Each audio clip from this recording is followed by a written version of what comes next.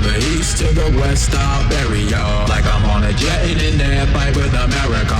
It's awfully fun, the boss has come versus an army. I love it when it's all for one. From the east to the west, I'll bury ya. Like I'm on a jet in an air fight with America. What's going on, DSG? It's your boy DarrnellBradley back at y'all another video. And today, Ant-Man versus Atom, Marvel versus DC. Now y'all already know why this is the matchup.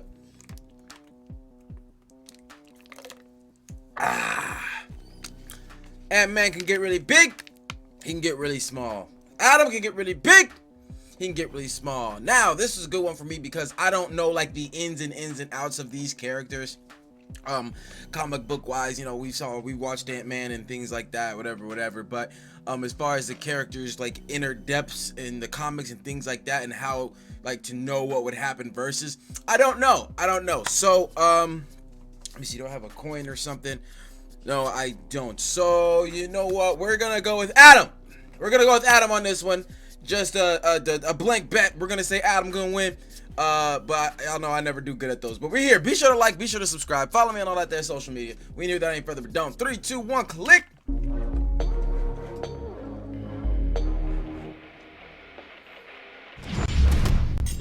We got our bets in on Atom, Marvel's founding member of the Avengers. The Atom, DC's legendary mighty might. Good things come in small packages. The bigger they are, the harder they fall. We're just trying to get these out of the way.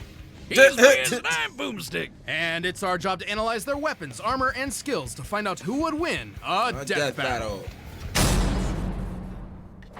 Did you know that ants can lift 50 times their own body weight? That'd be like if you lifted a car straight over your head. I did, thanks to my fun fact of the day calendar. Also, Hawaiian pizza was invented. That's crazy. Like, I'm sorry, when you start to like learn about bugs, I've learned some other things. Like, I figured it's like a beetle or something that, like, respectively, like to us, it didn't seem like it moved fast, but it moves so fast. Like if we move that fast, it'd be crazy. But it moves so fast that it has to stop because it blurs its own you know what I'm saying? But all right. In Canada yesterday.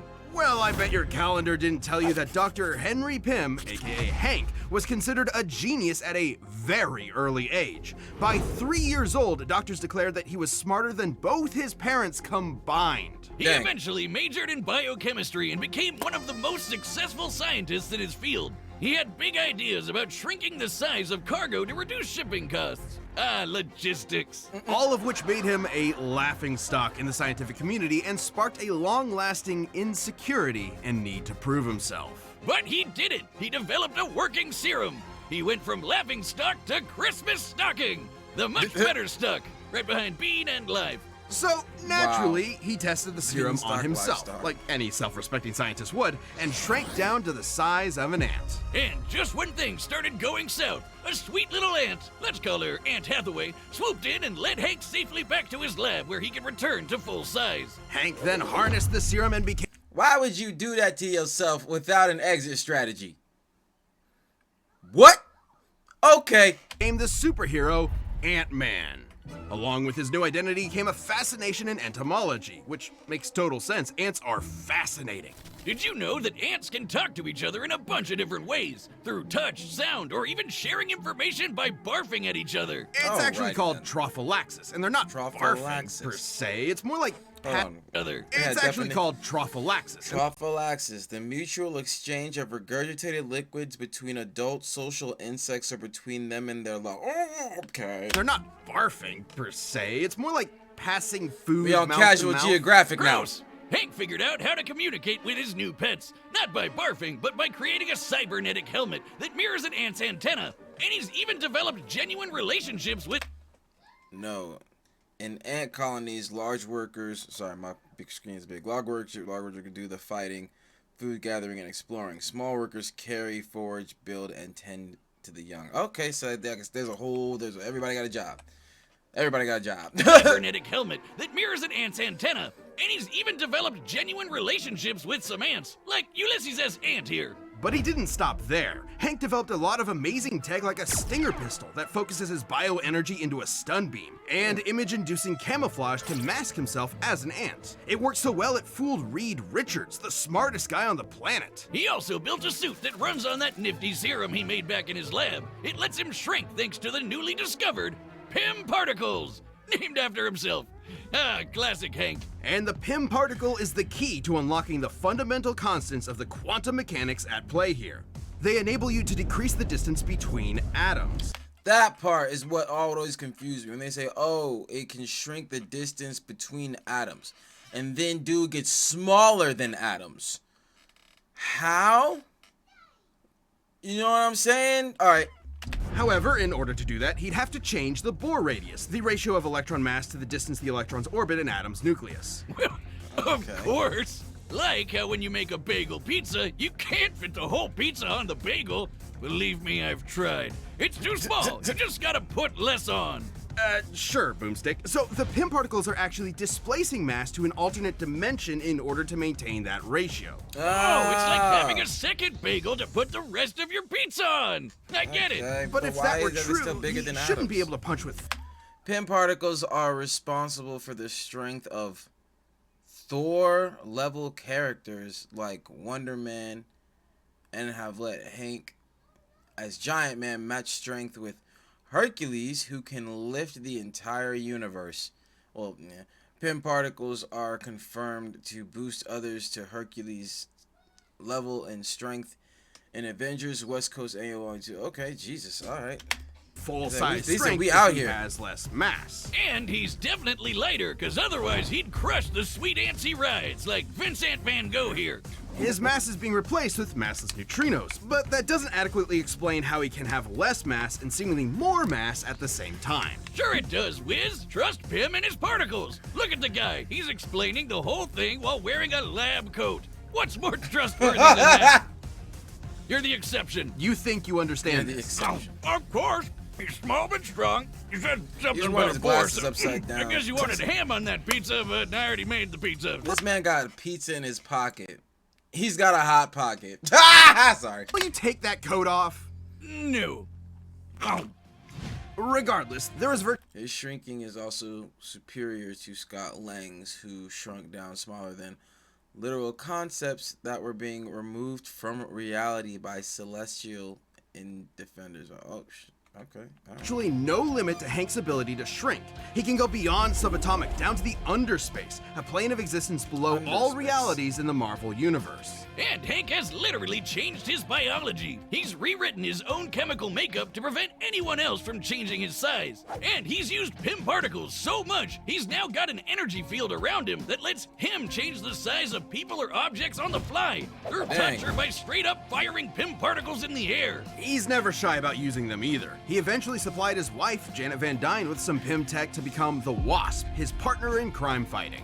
The two ended up rubbing shoulders with A-listers like Thor, Iron Man, and the Hulk to take down Loki. Ant-Man and the Wasp were actually the ones that captured him and pitched the idea of forming the Avengers. Unfortunately, Hank's insecurities started to creep back in, and he felt that if he wanted to keep up with the big heroes, he was going to have to think bigger. Enter a bunch of those PIM-powered alter egos like Yellow Jacket and Giant Man, where he can grow anywhere from 12 feet tall to so big he can enter the overspace, the polar opposite of the underspace. There he met Eternity. So he can just keep growing bigger and big. Yeah, see, and what it is, what I love about it is like it's like things that people have thought about, because no matter how, you gotta think about it, no matter how small you get, if there's still mass to you, like you can get smaller. You know what I'm saying? They're smaller. So like at what point, you feel me?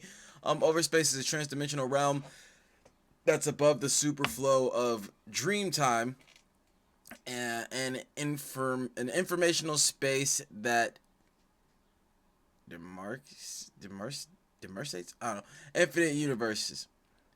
Okay. Timelines and high dimensions. Hank could briefly enter overspace before showing side effects, but he should grow to immense size short of that with fewer difficulties. Okay.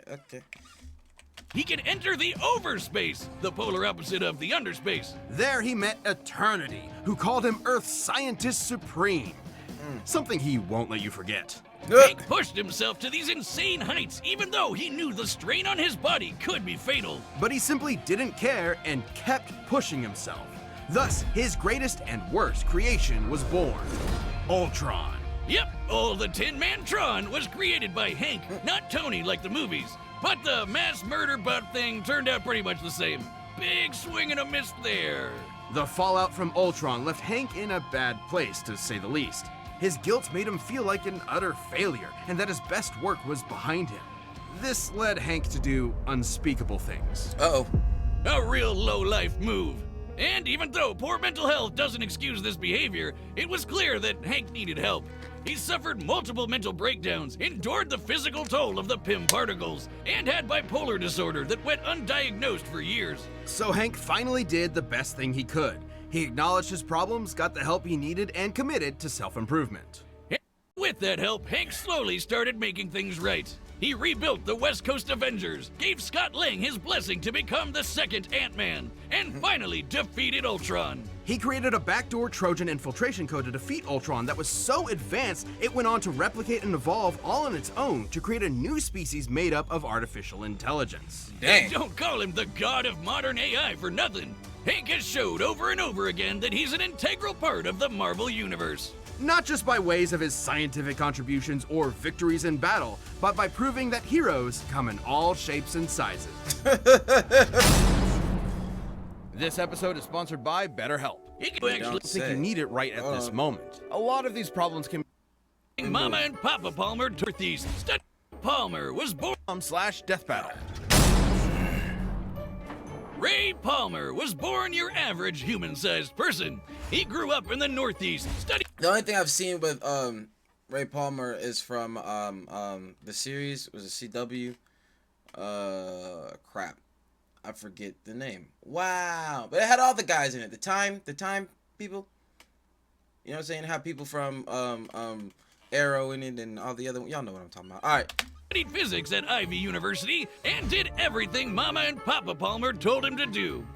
Probably. Everything was pretty typical for Ray. Yeah, this until guy. One fateful night when he took a walk to take his mind off a frustrating experiment and saw a meteor fall from the sky. He ran off to Medium up! Y'all know nothing about that. the crash and found himself a life-changing piece of a white dwarf star.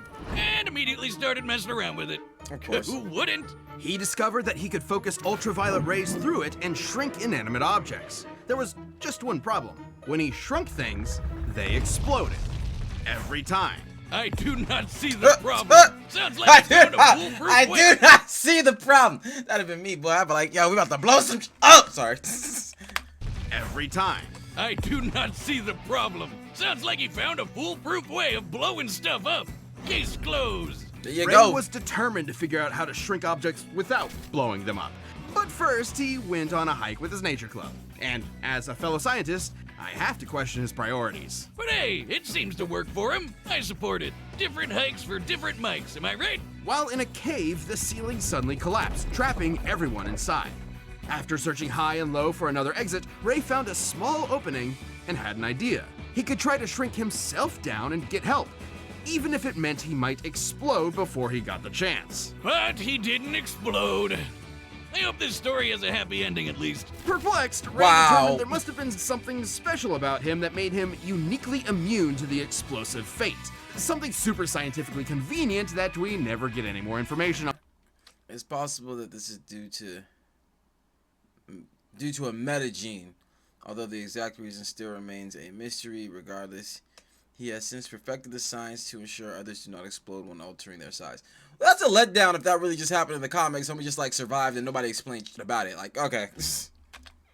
So he got to work and created himself a suit to harness the power of the white dwarf star and became the Atom.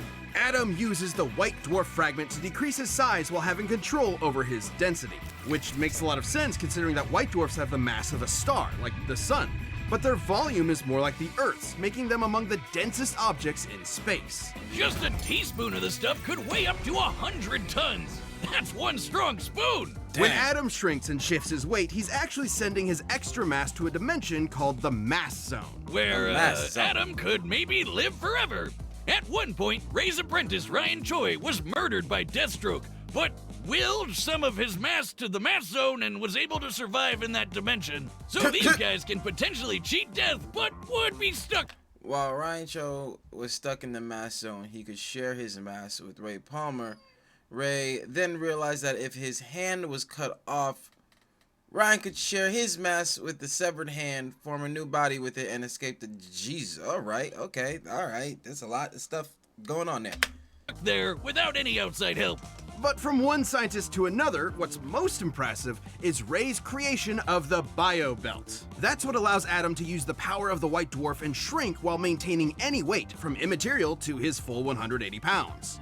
There's even been times where it's stated that he was able to become almost as dense as a white dwarf star itself for a few seconds. The belt is also how he can travel through phone lines or through the air, on currents or light beams. Over time, Ray has spread out the white dwarf power to other parts of his suit, and now the bio belt acts as a utility belt for his shrunken weapons and tech. It also prevents his size or mass from being altered by any outside forces. And while he can only increase his size back to his natural 6 feet in height, his ability to shrink is near limitless. Oh, he can't go big? He can travel between subatomic space to the microverse, the foundation of all reality in the DC universe. He can potentially shrink even smaller, given that he was able to reach sizes that Dr. Manhattan was unable to affect with reality warper, meaning he would have to shrink smaller than ideas and concepts themselves. Yo, you know, it's crazy when they do this stuff with DC and Marvel. I'm shrinking smaller than an idea. You're like, well, how big is a fucking idea? You know what I'm saying? Like, what? Where atoms become the size of planets. Typically, he can increase back to his normal size with such force he can smash through diamonds. So if Adam increases his size too much while still within the microverse, he could blow up the entire fabric of reality from the inside out. Yo, the microverse exists within all matter in the main multiverse, within the array of worlds, and may even extend as far as the Speed Force wall, which is stated to be the limit to matter. By the DC multiverse map, this would encompass infinite universes, timelines, and higher dimensions, though would fall short of transcendental realms beyond this, such as the sphere of gods. Okay, alright, so he's saying limits to stuff, but he's basically saying he could become a damn bomb if he popped back up too quick. Alright, cool, gotcha. Microverse, he could blow up the entire fabric of reality from reality the inside out. Shrinking down to that size means that he can shrink small enough to rearrange atoms themselves. Yep, Ray can take individual molecules and rapidly expand them to cook up a small nuclear blast in the palm of his hand. Oh, wow. Oh, Ray Palmer. Yeah, he built different. I just got Ray that. Palmer. He also wow. once disarmed a bomb by rearranging its atoms. At that size, he can move at the velocity of light. So fast and so randomly, he basically acted as a barrier between any and all possible atom combinations. Wow. Yo, okay, so I'm still saying Adam. I'm still saying Adam. This man seemed kind of broken. If Ant-Man wins, I mean, if Ant-Man wins, he win. But I don't see. There ain't nothing saying about Ant-Man coming back and being a reality bomb. Play. But right. Come on, there's no scientific explanation here for him to have superhuman senses or awareness to comprehend being everywhere at the same time. It makes total sense. If you're small enough, you can fit in almost everything, everywhere, all at once. Like how you can fit an entire pizza into a calzone, and then you have a whole pizza everywhere inside the calzone. He's like, what? Man, What is I this? get it. What is this? What are you Science talking pizza. about? No, Wow. science is all I have. Why are you doing this to me? On top of all of Ray's amazing inventions and abilities, he's also got some more classic weapons, like a laser blaster and a frickin' sword he used to fight a giant crocodile. My man got a Relative sword. to his size. That was when Ray was believed to be dead, but was actually just stuck at 6 inches tall and stranded in the Amazon rainforest, where he encountered an alien race known as the Catarthans. And get this, he ended up leading a rebellion against their tyrant king and became the ruler of all the Kardashians. And his heroism didn't stop there. The Atom was a very well-respected hero, and was even asked to join the Justice League of America shortly after it was formed. He fought alongside Batman and his best bud, Hawkman. And you don't fight with those guys without picking up a thing or two. Impressive He also combat knows skills judo and aside, Olympic level Adam's gymnast, greatest okay. contribution to the legendary team was always his incredible mind. He once created kryptonite inside of Superman by realizing that if he gathered up enough Kryptonian protons, they would eventually become radioactive. While stranded in limbo, Adam realized that if the Flash sped up the rate of a nuclear reaction's stellar evolution to exhaust its core, they could turn a fire demon into a black hole and use it as a wormhole to get back to Earth. Wow. He's a brilliant, hard-working, and determined scientist that never stops working on a problem until he's found a solution. I mean, if I figured out how to blow stuff up as well as he did, I would have stopped right there. I'm the hero that blows stuff up. Wouldn't even need to change my name. Ray Palmer lived the dream, going from research scientist to legendary superhero. He picked up the pieces presented to him and built something greater than the sum of its parts. Who knew this tiny titan with massive brains would have just as much brawn to back it up? Alright, man, my bet's on Adam, This episode bro. of Death Battle is sponsored by Mint Mobile. It's no surprise, inflation is everywhere. Alright, the combatants are set, and we've run the data through. Alright, I'm on Adam. It's time. Based on my random whatever and what we've seen here, it seemed like Adam would have it, but you know, they be pulling stuff out sometimes, so we gonna see. A death battle!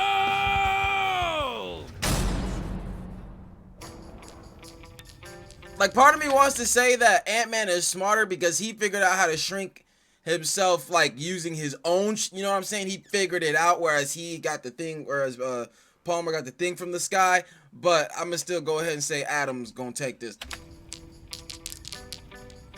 You should pick on someone your own size, relatively speaking. How did you do this? It's laced with a particle I've never seen before. They're called Pym particles, and I'm Hank Pym, Scientist Supreme. You should have knocked. Sometimes the way they get these fights started is so dumb. But that's what we're here for. Let's go.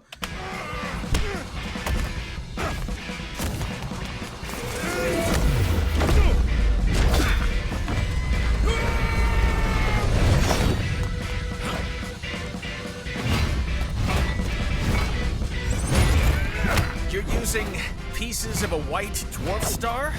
That's cute. Everything we needed already existed. You just needed to be smart enough to put the pieces together. Scientist Supreme!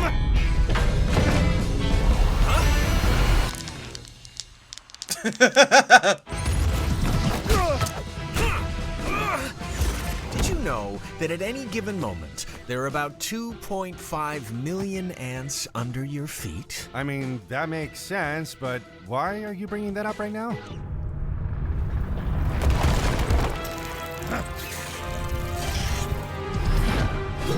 My boy got a whole sword. What's good?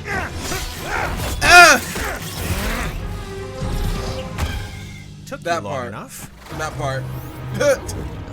Okay, let's try this. They can't change each other's sizes on their own. So, alright, so we holding true to stuff. Oh, Shiza. That's a car, and he got smaller than the car, and now he's in the car. I'll hack his belt. You lay low and let me know what you find. Huh? Nice try.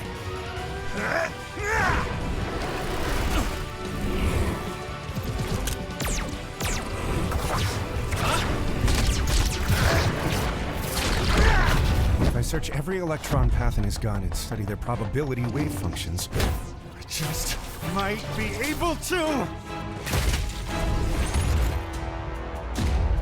The microverse. Stay in there. There you go. Come on, Adam. Do it. Do it. Do it.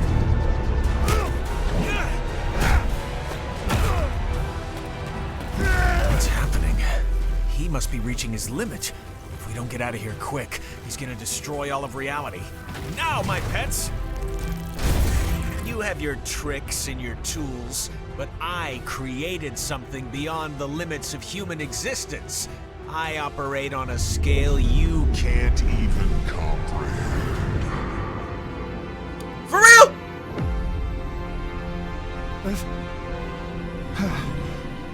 How? You can't be afraid to think big.